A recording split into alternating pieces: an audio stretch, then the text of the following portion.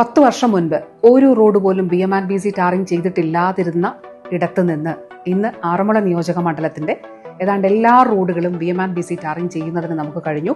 കേസുകളും തർക്കങ്ങളും ഉണ്ടായിരുന്ന 1, 2, 3 റോഡുകൾ ഒഴിച്ചാൽ ബാക്കിയെല്ലാം തന്നെ BMC ടാറിംഗ് ചെയ്യുന്നതിന് കഴിഞ്ഞു. പത്തനംതിട്ട മുതൽ അങ്ങ് ഇരവിപേരൂർ വരെ എല്ലാ റോഡുകളും തൊട്ടടുത്താണ് ബഹുമാനപ്പെട്ട മുഖ്യമന്ത്രി 41 കിലോമീറ്റർ ദൈർഘ്യമുള്ള കുളനടയിൽ നിന്ന് ആരംഭിച്ച് കടമനിട്ട ക്ഷേത്രത്തിന്റെ മുന്നിലൂടെ വാഴക്കുന്നത്ത് അവസാനിക്കുന്ന റോഡ് അതിന്റെ നിർമ്മാണ പൂർത്തീകരിച്ച് ഉദ്ഘാടനം നിർവഹിച്ച് നാടിനെ സമർപ്പിച്ചത് ഏതാണ്ട് 6-7 തദ്ദേശ സ്ഥാപനങ്ങളിലൂടെ കടന്നു പോകുന്ന ഒരു വലിയ റോഡാണ്. അങ്ങനെ ഏതാണ്ട് എല്ലാ റോഡുകളും. ഇതുകൂടാതെ പാലങ്ങൾ, ആഞ്ഞിലിമുട്ടിക്കടവ് പാലം ഈ കാലഘട്ടത്തിൽ നിർമ്മിച്ചതാണ്. കോഴഞ്ചേരി പാലം കിഫ്ബിയിലൂടെയാണ് അനുവദിക്കപ്പെട്ടിട്ടുള്ളത്. കോട്ടപ്പാലം അത് നിർമ്മാണം പൂർത്തീകരിച്ചു. കരിയിലമുക്ക് പാലം നിർമ്മാണം പൂർത്തീകരിച്ചു. മണ്ണാക്കടവ് പാലം നിർമ്മാണം പൂർത്തീകരിച്ചു.